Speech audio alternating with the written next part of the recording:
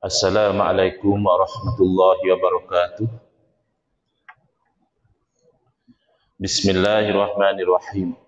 Alhamdulillahi rabbil alamin.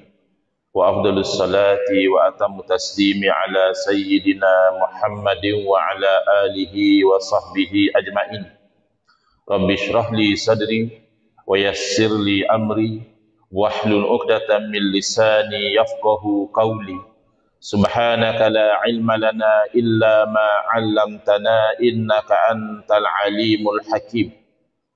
Allahumma akhrijna min zulumatil wahmi wa akrimna binuril fahmi waftah alaina bima'rifatil ilmi wa sahhil akhlaqana bil hilm waj'alna mimman yastami'una al-qawla fayattabi'una ahsanah.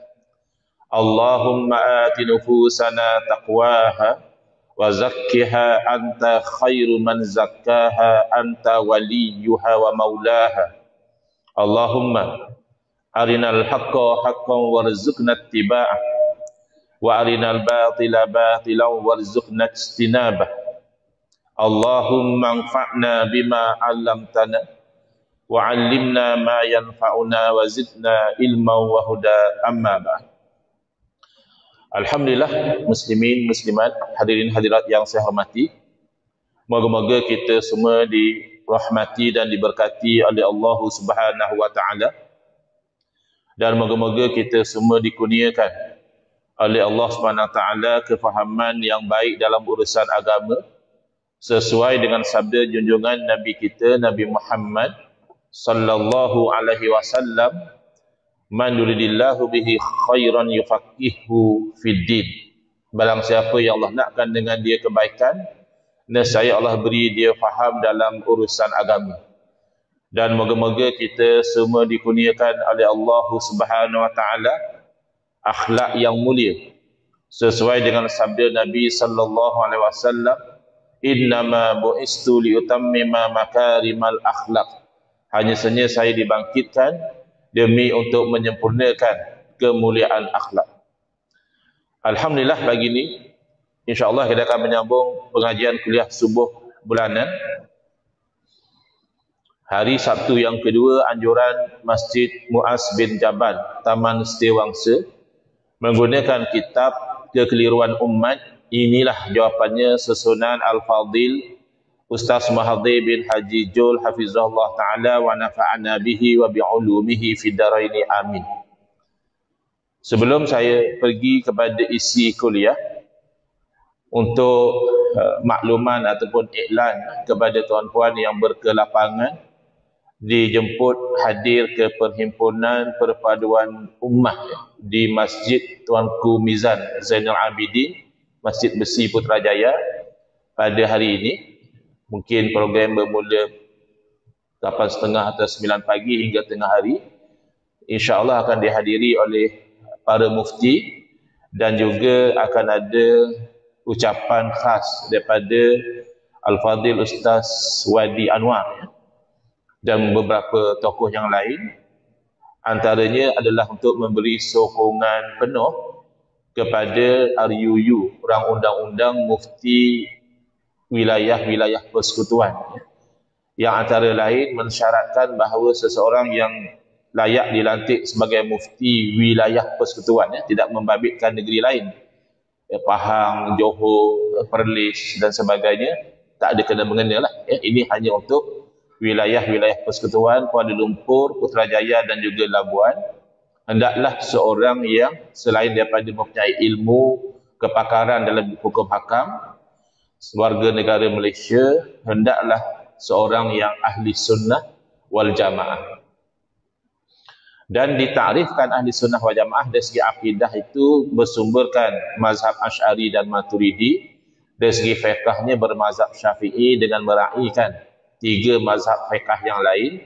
Dan dari segi tasawuf bermanhaj sebagaimana manhaj Al-Imam Al-Ghazali rahimahullah ta'ala dan juga Al-Imam Junaid Al-Baghdadi rahmatullah alaih. Jadi ada bangkangan dari beberapa pihak, mungkin dari Perlis ada tokoh-tokoh yang tak bersetuju, Ada juga bangkangan daripada Peguam Zaid Ibrahim kerana mengatakan undang-undang ini nanti menyebabkan fatwa itu mengikat sebagai undang-undang. Beliau seorang peguam. Pelik juga. Memang selama ini memang fatwa boleh jadi undang-undang. Kalau digazetkan, kalau diwartakan, dia ada kuasa undang-undang. Tapi kalau fatwa semata-mata fatwa, belum mengikat. Itu dari dulu lagi. Tidak ada apa-apa yang baru. Kemudian dibangkang juga oleh Peguam Latifah Koya kerana katanya akan mengurangkan kuasa agung. Pun tak ada kena-mengena. Kerana semua tahu, ketua agama adalah sultan ataupun raja sesebuah negeri. Untuk wilayah-wilayah persekutuan dan juga negeri-negeri yang tidak beraja, maka ketua agama adalah Duli Yang Maha Mulia Seri Paduka Baginda Yang di-Pertuan Agong. Itu dalam undang-undangnya, dalam perlembagaan begitu. Jadi tentulah para sultan dan juga raja Yang Pertuan Agong tidak akan mengeluarkan fatwa sendiri. Maka yang dilantik sebagai mewakili raja, sebab kan perlu kepada kepakaran nak keluar fatwa. Jadi secara umumnya duli-duli Yang Maha Mulia mereka tidak ada terlatih dalam bidang tersebut. Sedia maklum daripada dahulu yang akan mewakili sultan atau raja adalah mufti yang dilantik, dan mufti juga bukan berseorangan, akan dibantu oleh pakar-pakar daripada pelbagai bidang yang biasanya disebut sebagai jawatan kuasa fatwa ataupun jawatan kuasa perundingan hukum syarak. Nothing new. Tak tahu kenapa peguam-peguam ni keluarkan bangkangan yang tak berpijak pada realiti. Dan ada bangkangan daripada Sisters in Islam. Kononnya undang-undang ini akan menyekat kebebasan beragama. What do you mean by that? Adakah you masukkan kebebasan untuk murtad? Ya, kalau murtad dari dulu dilarang. Itu kesalahan jenayah syariah. Bahkan dalam perlembagaan juga 11.4 mengatakan berhak untuk dibuat undang-undang mengawal tentang propagasi agama untuk orang Islam. Jadi murtad bukan hak. Tapi kalau hak untuk kamu itu nak beragama Kristian, nak kekal dengan agama Buddha, atau nak daripada Buddha nak masuk Kristian, itu dijamin dalam perlembagaan. Tak ada masalah. Dan perkara 3 itu kan menjamin, walaupun Islam adalah agama persekutuan, tapi agama-agama lain boleh diamalkan. Jadi undang-undang mufti tidak akan override provision dalam perlembagaan persekutuan. Lebih-lebih lagi ini hanya undang-undang yang membabitkan orang Islam. Melainkan yang kamu maksudkan dengan hak kebebasan beragama adalah hak untuk murtad dan something else. Itu bangkangan daripada Sisters in Islam, dan ada bangkangan daripada Peguam Siti Kasim.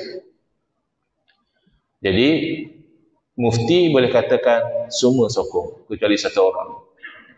Mufti-mufti yang dilantik boleh katakan semua sokong kecuali satu orang. Jadi sebab itulah diadakan perhimpunan pada pagi ini. Kalau tuan-tuan yang ada kelapangan dan ada kesungguhan untuk menyatakan sokongan dengan ucapan-ucapan daripada tokoh-tokoh yang hadir, diadu-alukan. Dan ada kaitan dengan tajuk kita pada pagi ini, iaitu apakah pendapat ulama tentang tawassul. Tawassul yang patuh syariah itu tidak diharamkan oleh ahli sunnah wal jamaah Asy'ariyah Maturidiyah, tetapi dipertikaikan oleh golongan yang dikenali sebagai golongan Wahabi, tetapi mereka lebih selesa kalau dipanggil Salafi. Tak kisahlah istilah tu. Yang penting yang ikut manhaj Muhammad bin Abdul Wahhab, dan Muhammad bin Abdul Wahhab mengidolakan Syekh Ibn Taymiyah, dan Syekh Ibn Taymiyah awal-awal tokoh yang mempertikaikan, yang memperisukan tawassul. Jadi yang mengaku Salafi itu jelas tak tepat. Kerana Syekh Ibn Taymiyah walaupun beliau seorang ulama, itu tidak dinafikan, tapi beliau bukan salaf. Beliau ulama kurun ke-8. Jadi kalau kamu katakan, oh tidak, maksud salaf ni adalah yang ikut sebagaimana pegangan salaf. Walaupun beliau datang kemudian, tapi beliau dianggap sebagai tokoh salaf kerana beliau mempertahankan pegangan salaf. Baik, salaf yang mana yang mengharamkan tawassul? Sahabat Nabi yang mana yang mengharamkan tawassul? Tabi'in yang mana yang mengharamkan tawassul? Tabi'in yang mana yang mengharamkan tawassul? Kalau kamu kata beliau dianggap tokoh salah kerana dia mempertahankan pegangan salaf. Baik, salaf yang mana? Tak ada. Ini hanya satu bentuk ketaksupan kepada seorang tokoh yang walaupun beliau alim, tapi mana-mana fatwa beliau yang melanggar ijma' kesepakatan para ulama, automatik tertolak. Salah satunya bab tawassul ini. Jadi secara ringkas, dalam kuliah-kuliah yang lalu kita telah terangkan bahawa tawassul ni basically kita menyebut sesuatu yang mulia dalam doa dengan niat moga-moga Allah perkenankan doa kita. Jadi sepakat, tidak ada khilaf pun antara Asy'ariyah dan juga golongan Wahabi, tawassul dengan menyebut nama Allah itu dibolehkan sebab nama Allah itu mulia. Juga tidak ada khilaf antara dua kumpulan ini kalau tawassul dengan amal soleh. Dalam doa kita sebut, ya Allah dahulu aku buat macam ni, ya, kalau itu adalah amal soleh di sisimu, kau sembuhkanlah penyakitku ini. Contoh ya, itu juga sepakat. Tak ada pertikaian. Yang mula masuk pertikaian ini hanyalah tawassul dengan orang soleh. Jadi mereka itu lebih mengutamakan pandangan Ibn Taymiyah daripada dalil. Ya, mereka katakan bahawa tawassul dengan orang soleh hanya boleh dengan orang soleh yang masih hidup. Yang ini kita jumpa satu orang soleh di Taman Sriwangsa ni, kita cakap kepada dia, Tuan, tolong doakan saya. Macam tu boleh, kata dia. Sebab orang yang kita buat tawassul dengan dia tu, dia masih hidup.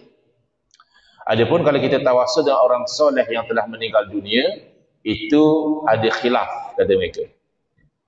Yang rajih, pandangan yang kuat adalah haram. Ini adalah misrepresentation of facts. Tidak ada khilaf. Ijma' telah berlaku.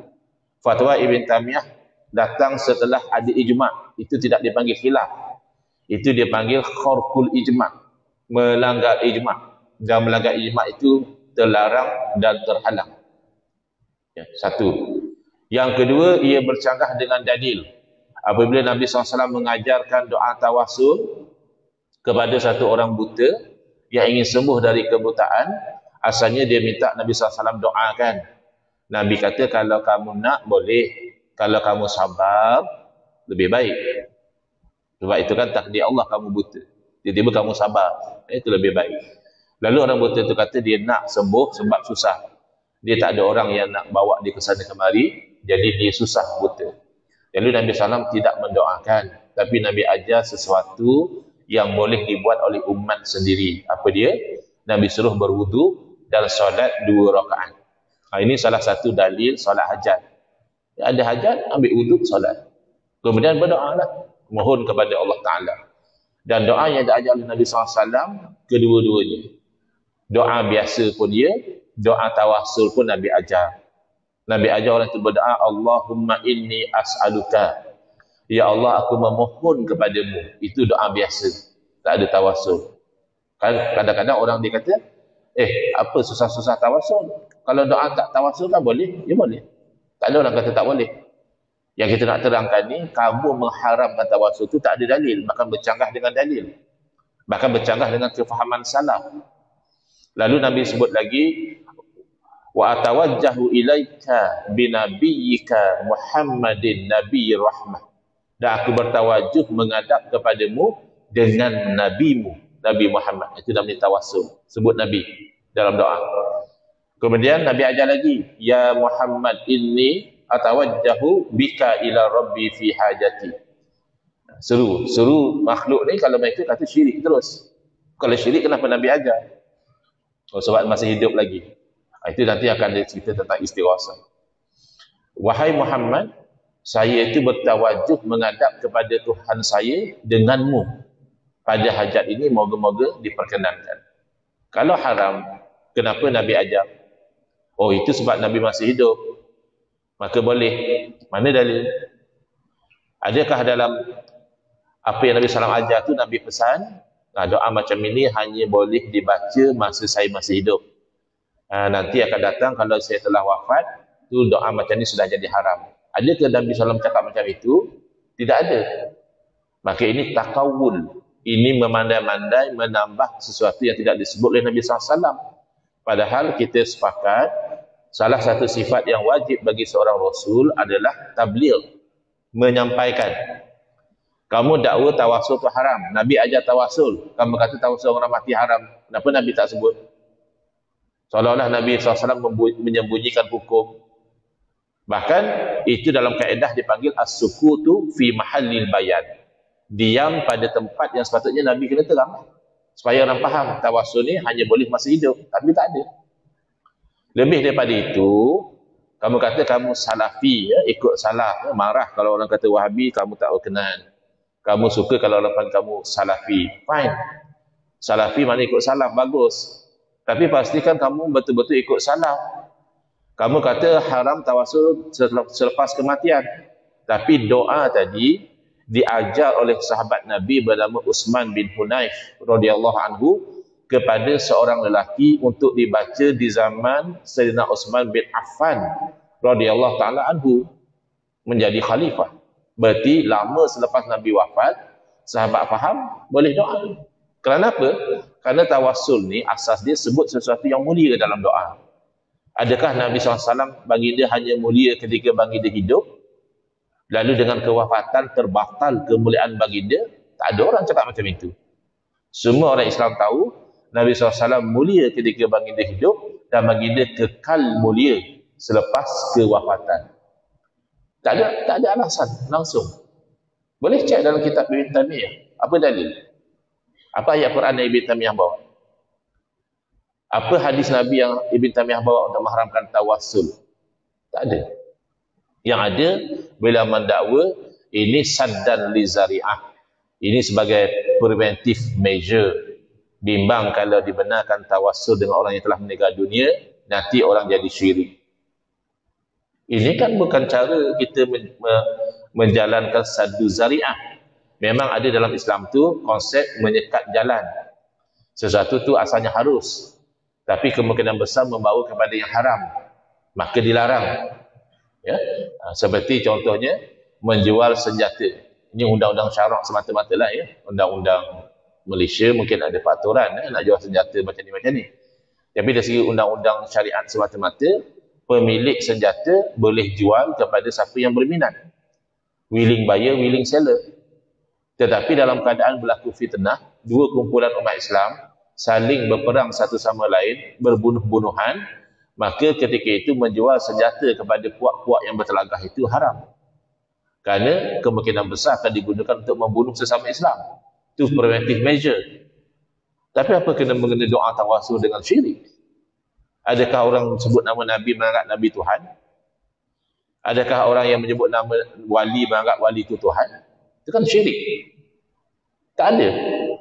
Sebab itulah dihujah oleh ulama yang sezaman dengan beliau, Al-Imam Ibn Atha'illah As-Sakandari rahimahullah ta'ala, yang terkenal dengan kitab Al-Hikam, bila mengatakan kalau demikianlah caranya saddu zari'ah nak dijalankan, preventive measure nak dijalankan, maka kaum lelaki hendaklah dipotong zakar mereka, kerana dengan ada zakar tu mereka mungkin berzina. Adakah orang Islam yang fatwa macam itu? As a preventive measure, the males semua kena buang zakar dia. Kalau dah tak ada zakar, memang tak boleh berzina. Tak ada orang fatwa macam itu. Ataupun difatwakan semua orang haram menanam anggur, kerana ada kemungkinan anggur tu nanti akan digunakan untuk buat arak. Tak ada ulama fatwa macam itu. Kerana bukan semudah itu hukum haram dibuat atas alasan saddu zari'ah. Dia kena ada ghalabatuz zon, berat sangkaan yang tinggi, barulah perkara itu akan dilarang berdasarkan sad zari'ah. Jadi tidak ada dalil. Sepaling kuat yang mereka rasakan dalil adalah ketika berlaku kemarau, Sayyidina Umar Al-Khattab radhiyallahu anhu jadi khalifah pada masa itu, beliau melakukan istisqa, iaitu minta hujan. Ya. Ini kadang-kadang dipermainkan oleh sebahagian orang-orang bukan Islam yang tidak ada keinginan untuk hidup damai bersama dengan orang Islam. Kita naik lift tak jumpa kan apa tu nombor 14. Kita jumpa 13A. 13A, 15. Kenapa? Kerana mereka percaya nombor 14 tu sial. Apa alasan? Tak ada. Tapi kita boleh accept. Tak apalah, dah korang selesa 13A, 13A lah. Tapi kenapa kamu memperlehkan bila orang Islam buat istisqa? Ini bukan konsep hidup pelbagai kaum, pelbagai agama. Kamu hormatlah kepercayaan orang lain. Jadi kita orang Islam, kita percaya yang turunkan hujan hakikatnya Allah. Bila Allah tahan hujan, kita minta dengan Allah. Itu namanya istisqa. Lalu Sayyidina Umar bertawassul dengan Al-Abbas radhiyallahu taala anhu, bapa saudara Nabi SAW. Jadi itulah sepaling yang mereka rasakan dalil. Mereka katakan kalau boleh tawassul dengan orang yang telah meninggal dunia, kenapa Sayyidina Umar tak tawassul dengan Nabi SAW? Kenapa tawassul dengan Al-Abbas? Itulah dalil tak boleh tawassul dengan orang mati. Tak ada. Itu hanya tafsiran kamu. Dalam kejadian tersebut, tak ada pula Sayyidina Umar kata, saya ni tawassul dengan Al-Abbas kerana haram tawassul dengan orang mati. Itu baru dalil. Ini hanya kamu tafsir dan kamu salah tafsir. Kenapa? Kerana kalau kita rujuk dalam kitab Al-Mustadrak dari Imamul Hafiz, Imamul Hakim, mencatatkan pidato Sayyidina Umar ketika tawassul dengan Al-Abbas. Kenapa? Sayyidina Umar mengatakan, dahulu Rasulullah SAW baginda memandang Al-Abbas pandangan anak kepada bapa. Mana Nabi SAW masih hidup dulu, Nabi cukup hormat kepada bapa saudara beliau macam beliau hormat bapa kandung sendiri. Kan sangat logik lah. Nabi SAW kan bapa baginda meninggal dunia sebelum Nabi lahir lagi. Jadi ada bapa saudara yang beriman, yang baik, inilah yang baginda sangat hormat. Lalu kata Sayyidina Umar radhiyallahu anhu, ikutlah sunnah nabimu, muliakanlah Al-Abbas, jadikanlah beliau wasilah dalam doa kamu. Jadi motivasi kenapa bertawassul dengan Al-Abbas bukan kerana Nabi SAW dah wafat, tapi kerana nak ikut cara Nabi, iaitu cara Nabi memuliakan Al-Abbas. Bahkan Al-Abbas juga ketika berpidato atau ketika berdoa mengatakan, ya Allah, manusia menjadikan aku sebagai wasilah dalam doa mereka kerana kedudukan aku di sisi Nabi-Mu. Mana kalau aku ni dulu istimewa di sisi Nabi-Mu, maka orang ramai menyebut aku dalam doa mereka. Bukan kerana Nabi SAW sudah wafat. Baik, jadi itu secara ringkas. Kita flashback latar belakang isu ini. Jadi macam mana pada pandangan ulama? Tajuk kita pada pagi ini. Sebab itu pentingnya RUU tu Asy'ariyah Maturidiyah.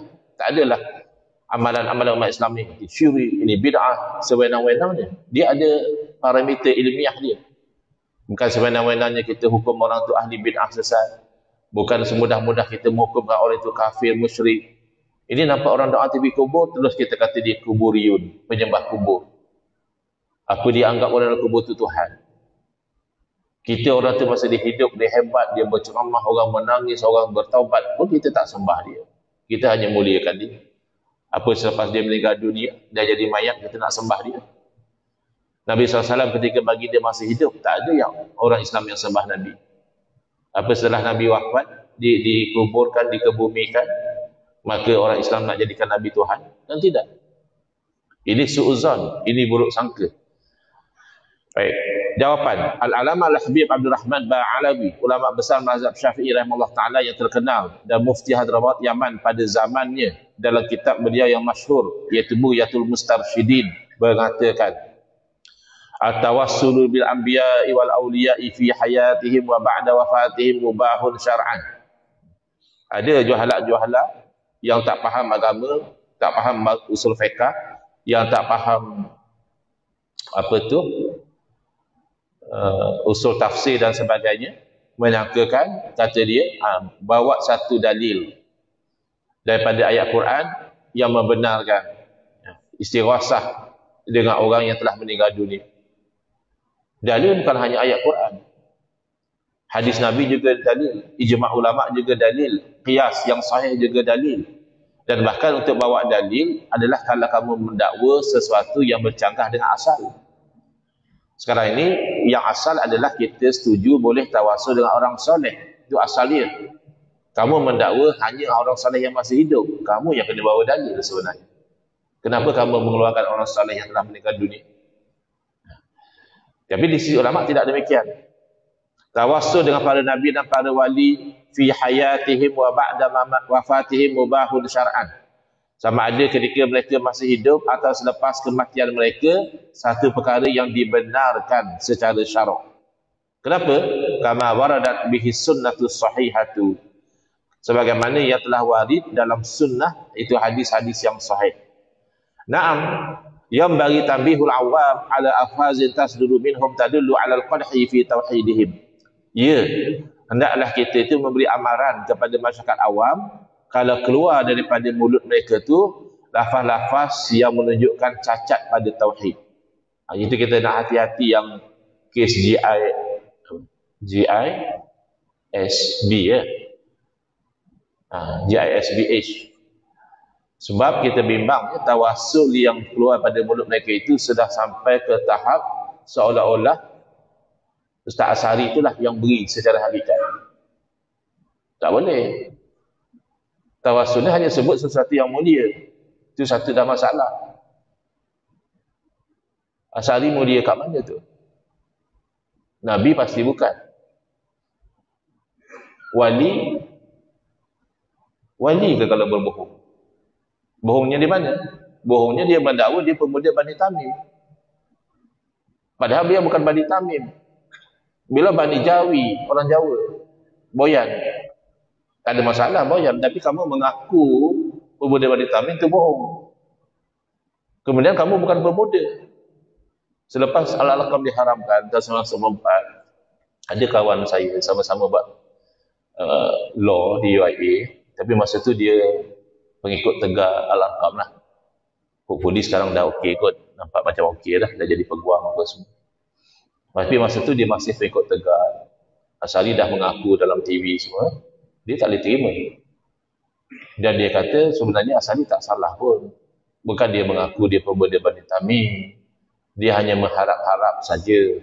Sebagaimana sahabat Nabi, tabi'in dan seterusnya, berharap-harap mereka lah yang membuka kota Konstantinopel. Sebab Nabi dah bagi tahu satu ftahan al-Konstantiniyah wa ni'mal amiru amiruha. Akan dibuka kota Konstantinopel, maknanya orang Islam akan menguasai kota tersebut, dan sebaik-baik panglima perang adalah panglima perang yang membuka kota tersebut. Jadi sahabat Nabi berharap dialah, tabi'in berharap dialah. Akhirnya sultan daripada khilafah Utsmaniyah, iaitu Sultan Muhammad, digelar Al-Fatih yang berjaya. Jadi Asari macam tu jugalah. Dia harap-harap dia pemuda Bani Tamim. Harap macam mana kamu bukan Bani Tamim dan kamu bukan pemuda. Saya kata sekurang-kurangnya untuk dia berharap jadi pemuda Bani Tamim, dia layak dipanggil Fata. Fata ni 40 tahun ke bawah. Dia masa tu dah tua. Itu bohong. Bila bohong tidak soleh, macam mana jadi wali? Kita tawassul dia sebut orang yang mulia, bukan sebut orang yang membohong. Itu, dan lagi kita bimbang kalau sampai pengikut dia menganggap Asari itu dia memang boleh buat dengan kuasa dia. Itu syirik. Jadi disebut di sini, kalau ada lafaz-lafaz yang menunjukkan macam dia ni seolah-olahnya memang makhluk tu dah pula jadi Tuhan, maka kena bagi amaran kepada mereka. Fayajibu irsyaduhum wa ilamuhum. Kenalah kita bimbing orang awam ni. Kadang-kadang orang awam ni dia ikutlah, dia tak mengaji sangat. Jadi dia ajar, dia tawassul macam tu, dia pun ikut. Tapi kita kena bimbing mereka, bagi tahu bi anna la nafi'a wa la dharra illa Allah Ta'ala. Bahawa hakikatnya tidak ada yang memberi manfaat atau mudarat kecuali Allah. Bukan Ustaz Asari tak. Dia pun kan sakit. Kenapa? Parkinson ke apa kan di hujung hayat dia tu. Dia pun tak boleh tolong diri dia sendiri. Jadi yang memberi manfaat dan mudarat sebenarnya Allah. Cuma kita sebut benda yang mulia di sisi Allah, Asmaul Husna, amal soleh, orang soleh. Moga-moga Allah perkenankan doa kita. Itu saja. La yamliku ghayruhu li nafsihi dharran wala naf'a illa bi iradatillahi ta'ala. Satu orang pun yang selain daripada Allah tidak memiliki untuk dirinya sebarang mudarat ataupun manfaat kecuali dengan kehendak Allah. Orang tu nak buat satu benda baik, kalau Allah izinkan dia. Kalau Allah tak bagi jadi, tak jadi. Qala ta'ala li nabiyhi alaihi salatu wassalam. Bahkan kepada Nabi SAW Allah telah berfirman, Kul inni la amliku lakum darran wala rasyada. Katakanlah, sesungguhnya aku tidak memiliki buat kamu sebarang manfaat ataupun kebaikan. Atau nak bagi petunjuk, aku tak milik secara hakikat. Cuma Allah jadikan Nabi SAW ini sebab kebaikan dan menolak keburukan. Sebab saja. Sebenar daripada Allah. Yang kedua, diriwayatkan oleh Imam Abdullah bin Ahmad bin Hanbal rahmatullah alaihim. Ini anak kepada Imam Ahmad bin Hanbal. Qala abi, berkata bapaku, iaitu Imam Ahmad. Qala Ibn Uyainah, Ibn Uyainah telah memberitahu, rajulani solihan, ada dua orang soleh, yustasqa bihima. Kalau orang nak istisqa, minta hujan, sebut nama dua orang soleh ni, iaitu Ibnu Ajlan wa Yazid bin Jabir. Jadi sisi para ulama tak ada masalah sebut nama orang soleh yang telah meninggal dunia dengan penuh keyakinan yang turunkan hujan adalah Allah. Kita sebut tu sebab yang mulia. Tak nak sebut nama dua orang ni, boleh sebut Asmaul Husna, boleh sebut nama Nabi terus, boleh sebut nama wali. Tapi di sisi ulama menyebut yang mulia dalam doa, termasuk orang yang telah meninggal dunia, tidak haram. Imam Al-Khatib Al-Baghdadi menyebutkan dalam kitabnya Tarikh Baghdad, Ali ibn Maimun qala, Ali bin Maimun berkata, Sami'tu Syafi'iyya yaqul, saya telah mendengar Imam Syafi'i berkata, inni la atabarruku bi Abi Hanifah, sesungguhnya saya benar-benar mengambil berkat daripada Abu Hanifah. Imam Abu Hanifah dah wafat. Tahun dikatakan tahun lahirnya Imam Syafi'i rahimahullah taala 150 Hijriyah, itulah tahun wafatnya Imam Abu Hanifah. Ya, lahir Imam Syafi'i, meninggal Imam Abu Hanifah. Jadi Imam Syafi'i ambil berkat dari orang mati. Ya, apa masalah? Apakah orang mati itu dah tak soleh lah? Imam Abu Hanifah dulu masih hidup, ulama, alim, soleh orangnya. Ya. Meninggal, hilanglah, tak jadi orang soleh. Tidak demikian. Jadi keywordnya bukan hidup atau mati. Keywordnya kesolehan. Sebab itu kita tidak ambil berkat dengan orang hidup yang fasik. Kalau kamu katakan kayu ukur dia, kalau hidup boleh kita tu tawasul dengan dia. Kalau mati dah tak boleh. Berarti dia punya asas hukum adalah hidup mati. Kalau asas hukum hidup mati, berarti kalau orang tu hidup, kita boleh ambil berkat. Walaupun dia orang fasik, walaupun dia orang kafir, walaupun dia orang zalim. Sebab dia hidup. Tak ada ulama kata macam itu. Berarti asas bukan hidup mati. Asas adalah kesolehan. Dan kesolehan sepakat umat Islam tidak terbatal dengan kematian. Wa aji'u ila qabrihi fi kulli yaumin. Imam Syafi'i kalau hidup zaman sekarang akan dituduh kuburiyun. Penyembah kubur. Kita-kita ni dituduh kuburiyun. Habaib Yaman dituduh kuburiyun. Habib Ali yang selalu berprogram di masjid ni pun dituduh kuburiyun, penyembah kubur. Sebab rajin ziarah kubur. Apa masalah? Ziarah kubur tu sunnah. Sembah kubur yang memang haram. Adakah mereka sembah kubur? Mereka kata di Yaman orang sembah kubur. Saya pergi ke Yaman hujung tahun 2023. Tak ada orang sembah kubur. Elok pula saya pergi tu.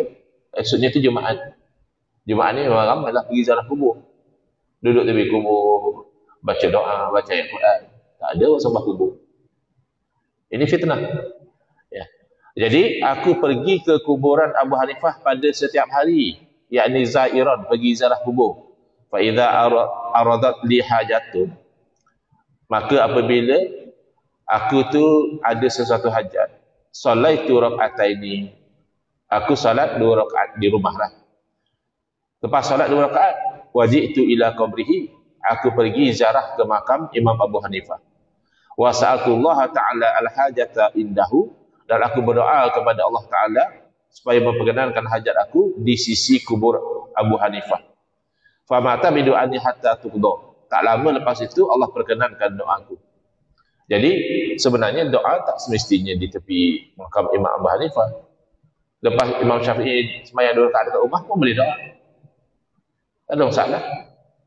Tapi kenapa Imam Syafi'i pergi ke makam Imam Abu Hanifah? Itu yang namanya tawassul ataupun tabarruk, ya. Menjadikan orang soleh itu sebagai wasilah.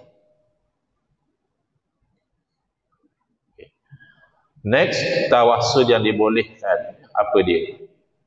supaya jelas, supaya kita itu tidak jatuh pada ekstrim, mudah-mudah mengharamkan tawasul, dan juga tidak jatuh pada ekstrim menyalahgunakan tawasul pada bukan tempat dia dan bukan dengan cara yang sebenar. Wallahu a'lam. Bismillahirrahmanirrahim. Alhamdulillahirabbil alamin wassalatu wassalamu ala asyrafil anbiya'i wal mursalin wa ala alihi wa sahbihi ajma'in. Allahumma shrah sudurana wa ahsin akhlaqana wa azim ujurana wa nawwir qulubana bi nuri hidayatika kama natarada bi syamsika abadan abadan. Allahumma nqulna min dzulil ma'siyati ila azzi ta'ati ya arhamar rahimin. Wa sallallahu ala sayyidina Muhammadin wa ala alihi wa sahbihi wasallam. Alhamdulillahirabbil alamin. Amin ya rabbal alamin.